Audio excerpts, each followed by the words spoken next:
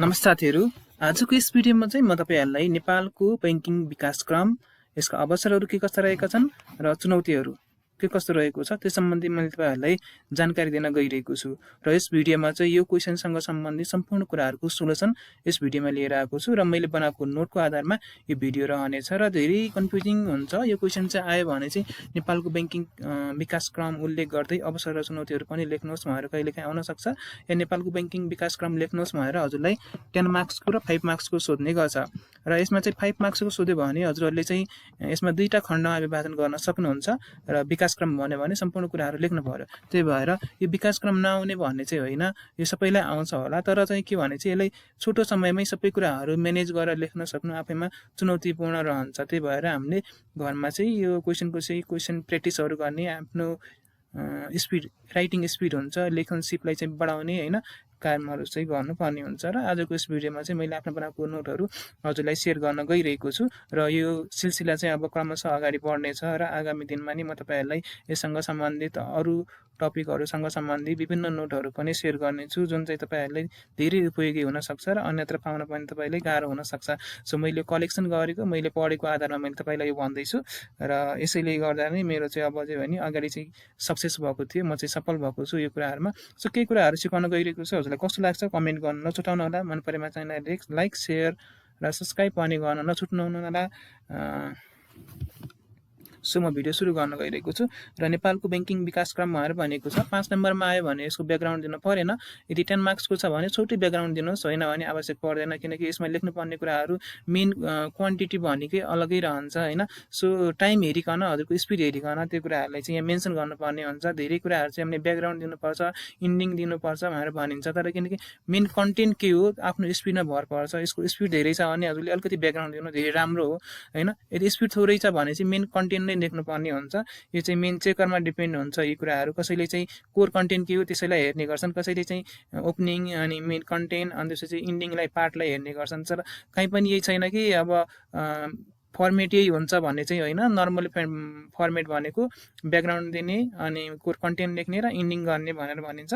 तर तपाईले main content र राम्रोसँग लेख्नु भएको छ भने तपाईको नाम चाहिँ निस्किन्छ हैन। सो त्यो कुराहरुलाई ख्याल गर्दै आफ्नो चाहिँ यो क्वेशन सल्भिङ स्किल बढाउने हो कि। सो अब यसमा ब्याकग्राउन्ड दिँदाखेरि मैले चाहिँ यसरी दिएको थिए, नेपालको बैंकिङ विकासक्रम विश्व बैंकिङ विकासक्रम भन्दा केही पछि सुरु भएको देखिन्छ।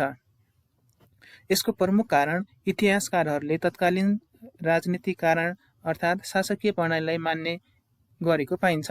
नेपालको बैंकिङ विकासक्रमलाई निम्नलिखित चरणमा देखाउन सकिन्छ भनेर मैले चाहिँ यसरी ब्याकग्राउन्ड दिएको थिए। यो चाहिँ मेरो नोट रहेको हुनाले र क्वेशन सल्भिङ क्वेशन पेपर चाहिँ यो हाम्रो चाहिँ होइन, क्वेशन कपी चाहिँ होइन हाम्रो चाहिँ। सो म चाहिँ अब यसमा चाहिँ तपाईहरुलाई चाहिँ विभिन्न चरणहरुमा चाहिँ मैले यसको गरेको थिए, म चाहिँ पढ्न गइरहेको छु।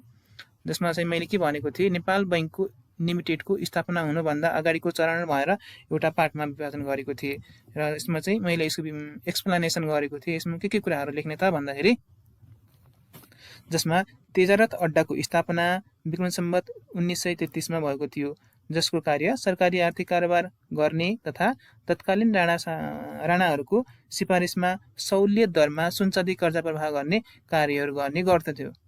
त्यसैगरी अर्को रहेको छ यसैमा टक्सार विभागको स्थापना विक्रम सम्वत 1989 मा नेपाली सिक्काको प्रचलन टकमरी चाहिँ निकाल्ने कामहरू गर्थ्यो टक्सार विभागले। त्यसपछि चाहिँ यस चरणमा चाहिँ आधुनिक बैंकिङ प्रणालीको अभाव रहेको तर संस्थागत रूपमा भने विकास भएको पाइन्छ। त्यसैगरी साख सिर्जनाको अभाव, बैंकिङ पहुँचको अभाव रहेको थियो र यसमा चाहिँ हजुरले आफ्नो चाहिँ स्पिडको हैन आफ्नो लेखन स्पिडको आधारमा चाहिँ हजुरले जस्तो तेजारथ अड्डाको कुराहरु छुटाउनु भएन, टक्सार विभागको कुराहरु छुटाउनु भएन, यी कुराहरु चाहिँ हजुरले यसमा मेन्सन गर्न सक्नुहुन्छ। बाँकी कुराहरु चाहिँ लेख्दा धेरै राम्रो।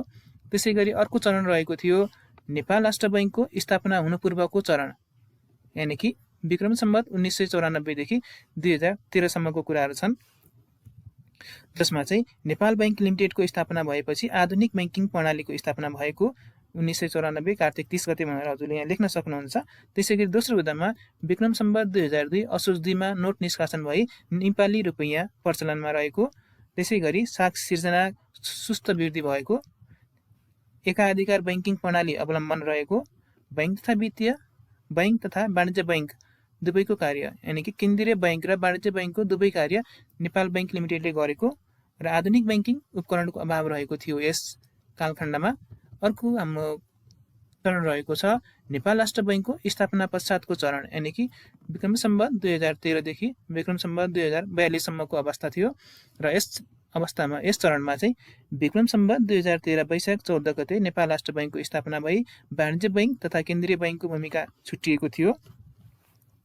त्यसैगरी यस चरणमा चाहिँ एउटा केन्द्रीय बैंक, 2वटा वाणिज्य बैंक र 2वटा विकास बैंक स्थापना भएका थिए। एकाधिकार बैंकिङ प्रणालीबाट सिन्डिकेट यानि कि कार्टेलिङ बैंकिङ प्रणालीमा परिणत भएको। दोस्रोमा वित्तीय पहुँच तथा साख सिर्जना बिस्तारै बढ्दै गएको। यस चरणमा पनि आधुनिक बैंकिङ प्रणालीको अभाव रहेको देखिन्छ र यसभित्र चाहिँ हजुरले वाणिज्य बैंकको स्थापना, कृषि विकास बैंकको स्थापना, औद्योगिक विकास निगम होइन यी कुराहरू चाहिँ स्थापना कहिले भयो भनेर हजुरले खुलाउन सक्नुहुन्छ। अदरवाइज हामीले चाहिँ यसमा 2वटा वाणिज्य बैंक अनि 2वटा विकास बैंक भनेर भनिसकेका छौँ। यो भित्र यो चाहिँ आइसकेको छ यो कुराहरू। त्यसैगरी वित्तीय उदारीकरणको नीति अवधारणाको विकास पछिको चरण यानि कि विक्रम सम्वत 2042 देखि विक्रम सम्वत 2067 सम्मको अवस्था छ। यस अवस्थामा यसमा लेख्नुपर्ने बुदाहरूमा बैंकिङ विकासक्रमको सुनौलो कालखण्ड मानिने अनि 2मा अर्कोमा प्रतिस्पर्धी बैंकिङ प्रणालीको सुरुवात, त्यसपछि निजी क्षेत्रबाट बैंकको स्थापना, निजी क्षेत्रको स्वामित्व बढेको अनि त्यसैगरी बैंक तथा वित्तीय क्षेत्रसँग सम्बन्धित विभिन्न नीतिहरू तर्जुमा। जस्तै मैले यसमा चाहिँ सर्टकट लेखेको छु, हजुरले चाहिँ खुलाउनु पर्ने हुन्छ। बैंक तथा वित्तीय संस्था सम्बन्धी ऐन 2073, त्यसैगरी नेपाल राष्ट्र बैंक ऐन 2058, त्यसैगरी सम्पत्ति शुद्धिकरण ऐन 2064 जस्ता ऐनहरू चाहिँ तर्जुमा गरिएका थिए। तिनी ऐनहरू चाहिँ कार्यान्वयनमा ल्याइएको थियो भनेर भन्न सक्नुहुन्छ। अर्को चाहिँ तहगत बैंकिङ प्रणालीको सुरुवात पनि भएको थियो। त्यसैगरी बैंक तथा वित्तीय संस्थाको सङ्ख्यात्मक वृद्धि भएको थियो भने बैंक तथा वित्तीय संस्थाहरू समस्याग्रस्त घोषणा पनि भएका थिए यस कालखण्डमा। त्यसैगरी हजुरले चाहिँ अब वर्तमान अवस्था लेख्नुपर्ने हुन्छ होइन त। विकासक्रममा चाहिँ वर्तमान अवस्था अहिलेसम्मको अवस्था कुराहरू लेख्नु पर्यो, जसमा बैंक तथा वित्तीय संस्थाहरूको सङ्ख्याको स्थिति के छ त भन्दाखेरि क वर्गमा 20वटा, ख वर्गमा 17, ग वर्गमा 17, घ वर्गमा 57वटा रहेका छन् भन्ने कुराहरू हजुरले लेख्न सक्नुहुन्छ। अब यस अन्तर्गत अरू कुरा भनेको वर्तमान सिचुएसनमा 40% जनता वित्तीय पहुँच रहेको र सहकारी क्षेत्र समेत गरी 61% जनता बैंकिङ पहुँचमा रहेको पाइन्छ। अर्को बुदामा बैंक तथा वित्तीय संस्थाको शाखाको वितरण असमान रहेको। त्यसैगरी अर्कोमा बैंकिङ विकास र आर्थिक विकास बीचको अन्तर सम्बन्ध न्यून रहेको। त्यसैगरी अर्को बुदामा पूर्वाधार विकास बैंकको स्थापना प्रक्रियामा रहेको थियो भने चाहिँ यो अब अहिले त स्थापना भइसक्यो, यसमा चाहिँ पूर्वाधार विकास बैंकको स्थापना भएको भनेर हजुरले लेख्न सक्नुहुन्छ। त्यसैगरी वित्तीय सबलीकरणमा जोड दिनुपर्ने आवश्यकता रहेको छ। अर्को रहेको छ वित्तीय पहुँचलाई ग्रामीण क्षेत्रसम्म विस्तार गर्नुपर्ने अवस्था रहेको छ अहिले चाहिँ। सो यो चाहिँ हाम्रो चाहिँ भयो नेपालको बैंकिङ विकासक्रमको अवस्था चाहिँ अहिलेसम्मको यस्तो रहेको छ भनेर मैले तपाईँलाई सरसर्ती जानकारी गराएँ। यो 10 मार्क्समा आयो भने यति कुराहरू हजुरले लेख्नै पर्ने हुन्छ र यो यसरी चरणहरू छुट्याउने र यसभित्र चाहिँ अब हजुरले आवश्यकता अनुसार 2-3टा बुदाहरू थप्नुभयो भने त्यो लेख्नै ठिक्क हुन्छ होइन। सो यसमा चाहिँ हजुरले एउटा खण्ड चाहिँ वित्तीय उदारीकरण हुनुभन्दा अगाडिको विकासक्रम भनेर 5 मार्क्समा आयो भने एउटा चाहिँ होइन, अर्को चाहिँ वित्तीय उदारीकरण भइसकेको पछिको अवस्था के छ त्यसरी 2टा भागमा छुट्याएर लेख्नुभयो भने 5 मार्क्सलाई हजुरलाई सबैलाई समेट्न सकिन्छ र 10 मार्क्सको आयो भने सबै कुराहरू लेख्न सकिन्छ। सो मैले तपाईँहरूलाई 5 मार्क्समा आयो भने वित्तीय उदारीकरण हुनुभन्दा अगाडिको अवस्था के थियो, वित्तीय उदारीकरण भइसकेपछिको अवस्था के छ त्यो कुराहरू चाहिँ लेख्नु होला। यसै चाहिँ 5 मार्क्समा आयो भने विभाजन गरेर लेख्न चाहिँ सहज हुन्छ। त्यसपछि म तपाईँहरूलाई अब अर्को पाठ रहेको छ नेपालको बैंकिङ क्षेत्रका चुनौतीहरू।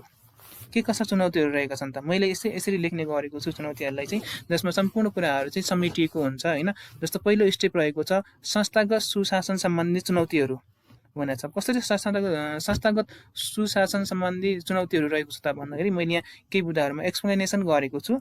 जस्तोमा पहिलोमा रहेको छ व्यवसाय र बैंकसँगको स्वामित्व एउटै व्यक्तिको हुनाले स्वार्थको द्वन्द्व रहनु भनेर भनिएको छ।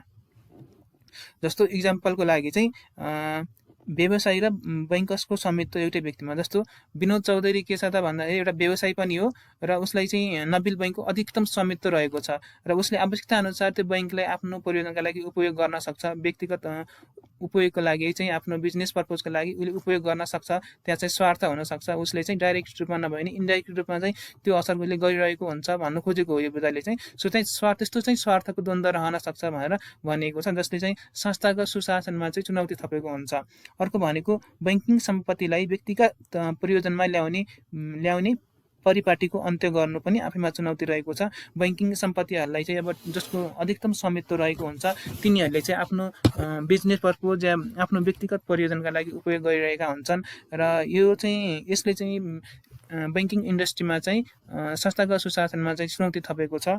अर्को भनेको सञ्चालकहरू दैनिक कार्य गर्ने हैन, सञ्चालकहरूले दैनिक कार्यमा गर्ने हस्तक्षेप हैन, नातावाद कृपावादको नियन्त्रण गरी कर्मचारी भर्ना, छनौट, सरुवा, बढुवा आदिमा पारदर्शिता कायम गर्नु रहेको छ। संस्थामा चाहिँ योग्य सक्षम कर्मचारीहरू भित्र्याउनको सट्टामा सञ्चालकहरूले आफू मनपरी आफ्नो नातावाद कृपावादको आधारमा चाहिँ कर्मचारीहरू नियुक्त गर्ने गर्छन्, जसले समग्रमा चाहिँ संस्थागत सुशासनमा चाहिँ चुनौती थपेको हुन्छ हैन भन्ने कुरा चाहिँ यस कुराले यहाँ लेखेको छ। त्यसै गरी अर्को हाम्रो चाहिँ बुदा रहेको छ। पहिलो रहेको थियो संस्थागत सुशासन सम्बन्धी चुनौती। कसरी संस्थागत सुशासनमा चुनौती थपेको थियो त्यो कुराको मैले तपाईँहरूलाई एक्सप्लेनेसन गरेँ। अर्को रहेको थियो वित्तीय सबलीकरण सम्बन्धी चुनौती रहेको छ। यसमा चाहिँ कसरी वित्तीय सबलीकरण सम्बन्धी चुनौती हुन्छ भन्दाखेरि जोखिममा आधारित सुपरिवेक्षण पूर्ण कार्यान्वयन गर्नु रहेको छ हैन। जोखिममा आधारित सुपरिवेक्षणको पूर्ण कार्यान्वयन गर्न पनि वित्तीय सबलीकरणको चुनौती रहेको छ। अर्को बैंक वित्तीय संस्थाको सङ्ख्यात्मक मात्रा घटाई गुणस्तर कायम गराउनु पनि चुनौती रहेको छ हैन। त्यसैगरी 3 मा रहेको छ पुँजीकोषको पर्याप्तता अभिवृद्धि गराउनु हैन। त्यसैगरी अर्को रहेको छ अर्थतन्त्रको जोखिम वहन गर्न सक्ने क्षमताको विकास गराउनु। अनि अर्को रहेको छ बासेल 3 को पूर्ण कार्यान्वयन गराउनु र अर्को रहेको छ मर्जर तथा प्राप्ति कार्यलाई व्यवस्थित रूपमा कार्यान्वयन गराउनु रहेको छ। र वित्तीय सबलीकरण हुनलाई यी कुराहरू चाहिँ हुन आवश्यक रहेको छ। यी कुराहरू गराउन सक्यो भने मात्र वित्तीय सबलीकरण हुन्छ, होइन भने वित्तीय सबलीकरण चाहिँ रहन सक्दैन, चुनौती हुन्छ त्यो भनेर भनिएको छ। सो यो कुराहरू चाहिँ हजुरले ख्याल गर्नुपर्ने हुन्छ। वित्तीय सबलीकरण कसरी हुन्छ त भन्दाखेरि उसले चाहिँ पुँजीकोष अधिकतम हुनु पर्यो हैन, बासेल 3 कार्यान्वयन गर्नु पर्यो, मर्जर र प्राप्ति सम्बन्धी कार्यहरूलाई चाहिँ पूर्ण रूपमा कार्यान्वयन गराउन सक्यो हैन, पुँजीगत रूपमा चाहिँ एकदम सक्षम भए, बैंक वित्तीय संस्थाको सङ्ख्यात्मक मात्राहरू घटाएर उनीहरूको गुणस्तरमा कायम गर्न सक्यो भने मात्र वित्तीय सबलीकरण हुन्छ। तर यी कुराहरू गर्न सकेनन् भने वित्तीय सबलीकरण सम्बन्धी चुनौती हुन्छ। सो यी कुराहरूलाई नै हामी यहाँ लेख्नुपर्ने हुन्छ। कसरी बैंक चाहिँ सबल हुन्छ त भन्ने कुरा हामीले यसमा लेख्नुपर्ने हुन्छ।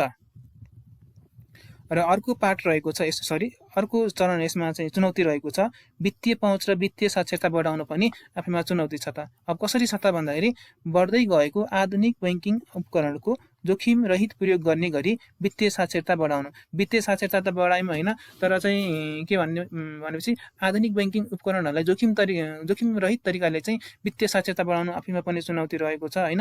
र अर्को रहेको छ सहर केन्द्रित अर्थतन्त्रको बैंकिङ तथा संस्थाको अस्वस्थ प्रतिस्पर्धा घटाई ग्रामीण क्षेत्रसम्म बैंकिङ पहुँच बढाउनु रहेको छ हैन त। मान्छेहरू अहिले पनि बैंकिङ कारोबार गर्न सहर केन्द्रित नै भइरहेको अवस्था रहेको छ हैन। ठुल्ठुलो कारोबारहरू गर्नु पर्यो भने त्यस्तो कारोबारहरूले ग्रामीण क्षेत्रमा चाहिँ बैंकिङ संस्थाप्रति विश्वास गराएर ग्रामीण क्षेत्रमा बैंकिङ पहुँच बढाएर ग्रामीण क्षेत्रमै चाहिँ बैंकिङ कारोबारलाई चाहिँ अधिक गर्नुपर्ने आफैमा चुनौती रहेको छ। अर्को रहेको छ बैंक तथा वित्तीय संस्थाको शाखा वितरणलाई व्यवस्थित गरी समान वित्तीय पहुँच कायम गराउने गर्छ। कुनै अब यो ग्रामीण क्षेत्रकै कुरा गर्ने हो भने कुनै ग्रामीण क्षेत्रमा चाहिँ अधिक बैंक तथा वित्तीय संस्थाको शाखा रहने, कुनैमा चाहिँ अत्यन्त न्यून रहने गर्छ हैन। जस्तो सहर केन्द्रित कुराहरू पनि गर्ने हो, ग्रामीण क्षेत्रको कुरा गर्ने हो भने सहर केन्द्रितमा अधिकतम बैंकिङ शाखाहरू रहेको र ग्रामीण क्षेत्रमा अत्यन्त न्यून चाहिँ शाखाहरू रहेको छ। सो यसलाई चाहिँ हामीले समान वित्तीय पहुँच गराउने हैन, ती शाखाहरूको चाहिँ व्यवस्थित वितरण गर्ने हो भने समान वित्तीय पहुँच कायम गराउन पनि आफैमा चुनौती रहेको छ भनेर भनिएको छ। र आशा गर्छु यी बुदाहरू चाहिँ हजुरले बुझिरहनु भएको छ, मैले के भन्न खोजिरहेको छु भन्ने कुरालाई। र अर्को रहेको छ हाम्रो चुनौतीको कुरा गर्नुपर्दाखेरि बैंकिङ प्रणालीको संरचनामा परिवर्तन ल्याउनु रहेको छ। र के भन्न खोजेको छ त बैंकिङ प्रणालीको संरचना भन्नाले भनेर त्यसको एक्सप्लेनेसन यहाँ गरिएको छ।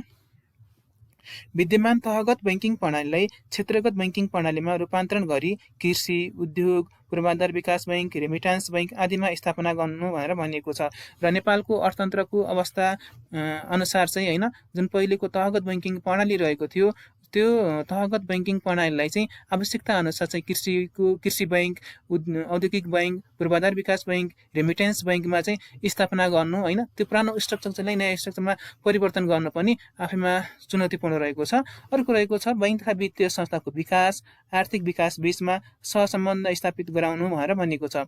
र यसमा के भन्न खोजिएको हो भन्दाखेरि नेपालको आर्थिक विकास र बैंक तथा वित्तीय संस्थाको विकासमा चाहिँ सहसम्बन्ध स्थापना गर्नु, तिनीहरूमा बीचमा चाहिँ राम्रो सम्बन्ध स्थापना छैन भनेर भनिएको छ। कसरी त भन्दाखेरि बैंक तथा वित्तीय संस्थाको विकास भनेको बैंक तथा वित्तीय संस्थाहरू चाहिँ मुनाफा गइरहेका छन् प्रत्येक वर्ष, उनीहरूको चाहिँ मुनाफामा वृद्धि भइरहेछ, कारोबारमा वृद्धि भइरहेछ प्रत्येक वर्ष।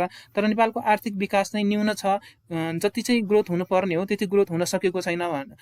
किन भन्दाखेरि बैंक तथा वित्तीय संस्थाहरूले चाहिँ उपभोक्तामुखी कर्जाहरूमा लगानी गरेका छन्, उनीहरूले चाहिँ देशको पूर्वाधार क्षेत्रमा लगानी गर्ने अवस्था छैन या गर्न सकेका छैनन्। जसले गर्दाखेरि के भइरहेछ भन्दाखेरि बैंक तथा वित्तीय संस्थाहरूले उपभोक्तामुखी कर्जाहरू प्रदान गरेर सततमा बैंक तथा वित्तीय संस्थाहरू चाहिँ मुनाफामा जाने, बैंक तथा वित्तीय संस्थाहरूको चाहिँ व्यवसाय बढ्ने, तर समग्रमा चाहिँ आर्थिक विकासै नहुने भनेर भनिएको छ। त्यही भएर बैंक तथा वित्तीय संस्थाको विकास र आर्थिक विकास बीचमा चाहिँ सहसम्बन्ध स्थापना गराउनु पनि चुनौती रहेको छ। बैंक तथा वित्तीय संस्थाहरूलाई चाहिँ पूर्वाधार क्षेत्रमा लगानी गराउनु पर्यो हैन, उनीहरूले चाहिँ त्यो ठाउँमा लगानी गर्दाखेरि रिटर्न राम्रो देखेका हुँदैनन्। त्यही भएर त्यो ठाउँमा लगानी गर्न डराइरहेका छन्। यो चाहिँ के हुन्छ भन्दाखेरि राजनीतिक अस्थिरता हैन, लगानी गर्ने वातावरण सिर्जना नहुन जस्ता कारणले गर्दाखेरि बैंक तथा वित्तीय संस्थाहरू त्यो ठाउँमा लगानी गर्न चाहिँ डराइरहेका हुन्छन्। त्यही भएर देशको आर्थिक विकास हुन सकेको छैन, तर बैंक तथा वित्तीय संस्थाको विकास भएको छ। त्यो दुईटाको बीचमा चाहिँ सम्बन्ध स्थापन गराउनु पनि आफैमा चुनौती रहेको छ भनेर यो बुद्धले भनिएको छ। अर्को रहेको छ वित्तीय स्थायित्व सम्बन्धी चुनौती भनेर भनिएको छ।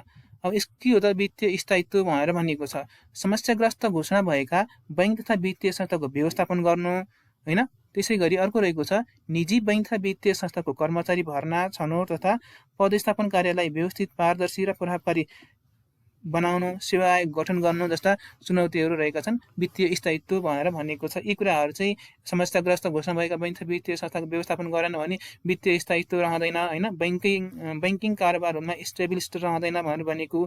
सो त्यस्ता बैंक तथा वित्तीय संस्थाहरूको चाहिँ पुनर्स्थापना गर्नु हैन, तिनीहरूलाई रिकभरी गर्नु आफैमा चुनौती रहेको छ। त्यो कुराहरू गर्न सक्यो भने मात्र वित्तीय स्थायित्व रहन सक्छ। त्यसै गरी बैंक तथा वित्तीय संस्थाको स्रोत साधनलाई उत्पादनशील क्षेत्रमा लगानी बढाउनु, उपभोक्ता संस्कृतिको कर्जालाई नियन्त्रण गर्नु रहेको छ। बैंकिङ इन्डस्ट्रीमा चाहिँ स्टेब्लिस हुनु छ, स्थिरता कायम गर्नु छ भने उपभोक्तामुखी कर्जाहरूलाई छोडेर उत्पादनशील क्षेत्रमा लगानी गर्नुपर्ने हुन्छ।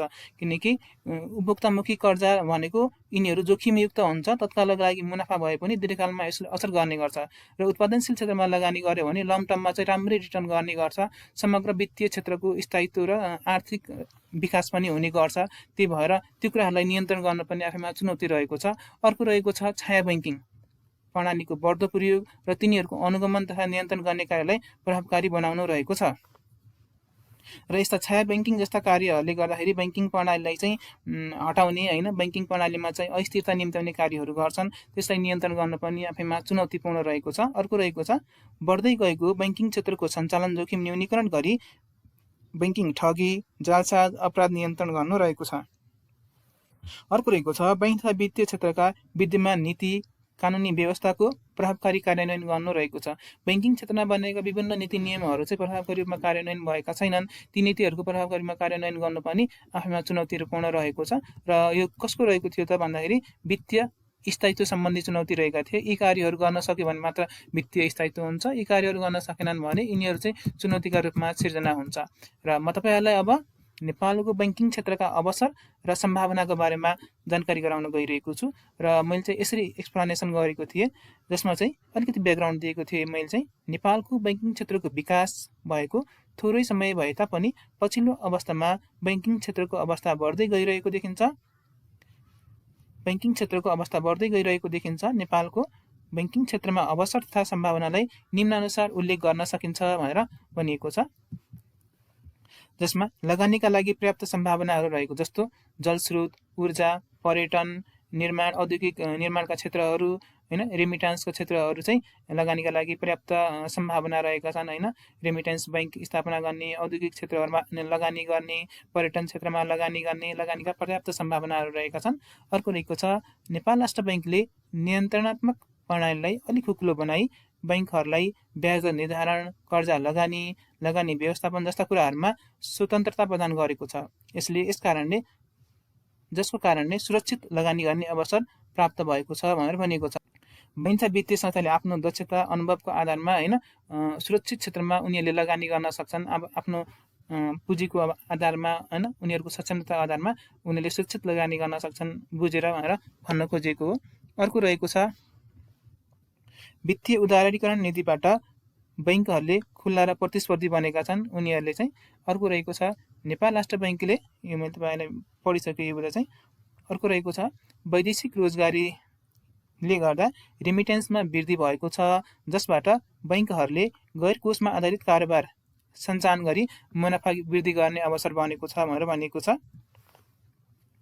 अर्को बुँदा रहेको छ, यो बुँदा पनि मैले तपाईँलाई पढिसकेँ। सन् 1980 को दशकबाट अवलम्बन गरिएको वित्तीय उदारीकरणबाट नेपालमा पनि बैंकिङ क्षेत्रमा खुल्ला र प्रतिस्पर्धी बन्दै गएको छ। आधुनिक बैंकिङ प्रणालीहरू, प्रविधिहरू आइरहेका छन्। सो यो पनि एउटा राम्रो अवसर रहेको छ। अर्को रहेको छ बैंकिङ क्षेत्रमा खराब कर्जाको असुली तथा व्यवस्थापन गर्ने कार्यलाई छिटो तथा प्रभावकारी बनाउन ऋण असुली सम्बन्धी ऐन 2058 जारी गरी कार्यान्वयनमा ल्याइएको छ, जसको कारणबाट कर्जा लगानी सुरक्षित र व्यवस्थित बनेको छ। सो एउटा बैंक वित्तीय संस्थाको लागि चाहिँ एउटा राम्रो अपर्च्युनिटी हो, जसले उनीहरूले लगानी गरेको कर्जा छ त्यो चाहिँ सुरक्षित रूपमा चाहिँ उनीहरूले चाहिँ ल्याउन पाएका छन्, जसले वित्तीय स्थायित्व, वित्तीय स्थिरता कायम गरेको छ। यो चाहिँ राम्रो अपर्च्युनिटीको रूपमा चाहिँ लिन सकिन्छ। अर्को रहेको छ संयुक्त लगानीमा बैंक स्थापना तथा विदेशी बैंकको शाखा कार्यालय गर्न पाउने हैन। संयुक्त लगानीमा बैंक स्थापना तथा विदेशी बैंकको शाखा कार्यालय खोल्न पाउने हैन। राष्ट्र बैंकको नीति अनुरूप नयाँ प्रविधि शाखा कार्यालयमा गर्न पाउने, राष्ट्र बैंकको नीति अनुरूप नयाँ प्रविधि भित्रिने गएको पाइन्छ हैन त। संयुक्त लगानीमा चाहिँ बैंक वित्तीय संस्था विदेशी बैंकको शाखा कार्यालय गर्न पाउने हैन, विदेशी बैंकको शाखा कार्यालय नेपालमा खोल्न पाउने नीति लिएको थियो जुन राष्ट्र बैंकले। त्यसो कारणले गर्दाखेरि नयाँ प्रविधिहरू आउन सक्ने सम्भावना हैन चाहिँ रहन्छ। सो त्यस्ता नयाँ प्रविधिहरू भित्राउने एउटा माध्यम पनि बनेको छ, जुन चाहिँ बैंक वित्तीय संस्थाको लागि आफ्नो व्यवसाय विस्तारहरू गर्नका लागि राम्रो अपर्च्युनिटी रहेको छ। अर्को रहेको छ बैंकिङ पुँजी कोषमा वृद्धि गराई अर्थतन्त्रको जोखिम वहन गर्न सक्ने क्षमताको विकास भएको पाइन्छ। बैंक वित्तीय संस्थाको पुँजी बढाई उनीहरूले लगानी गर्न सक्ने र आवश्यक आउन सक्ने जुन जोखिम रहेको छ त्यसलाई कभर गर्न सक्ने उनीहरूको क्षमतामा वृद्धि भएको छ, त्यो विकास भएको छ भनेर भनिएको छ। त्यसै गरी देशमा आर्थिक क्रियाकलापहरू बढ्दै गइरहेको तथा बैंकिङ कारोबारमा जनताको संलग्नता पनि बढ्दै गएको देखिन्छ, जसले गर्दाखेरि आफ्नो व्यवसायहरू विस्तार गर्ने एउटा राम्रो अपर्च्युनिटी रहेको छ। राम्रो जुन ग्र्याप रहेको थियो जुन ठाउँमा चाहिँ, त्यो ठाउँमा चाहिँ उनीहरूले चाहिँ आफ्नो व्यवसायहरू विस्तार गर्न सक्ने एउटा राम्रो अपर्च्युनिटी बढ्दै गइरहेको छ। सो यिनीहरू चाहिँ अवसरहरूको रूपमा चाहिँ हामीले लिन सकिन्छ। हजुरलाई चाहिँ कस्तो लागेको नि कमेन्ट गर्न नछुटाउनु होला। मैले चाहिँ आफ्नो यो केही नोटहरू थियो तिनीहरू म तपाईँलाई सेयर गरेँ। नेक्स्ट पार्टमा म तपाईँहरूलाई अर्को टपिकको बारेमा नि आफ्नै नोटहरू सेयर गर्ने छु। सो अहिलेको यस भिडियोमा भने बाई बाई। मन परेमा च्यानल लाइक र सब्सक्राइब पनि गर्नुहोला, साथै च्यानललाई सब्सक्राइब गरी सपोर्ट पनि गर्न सक्नुहुन्छ।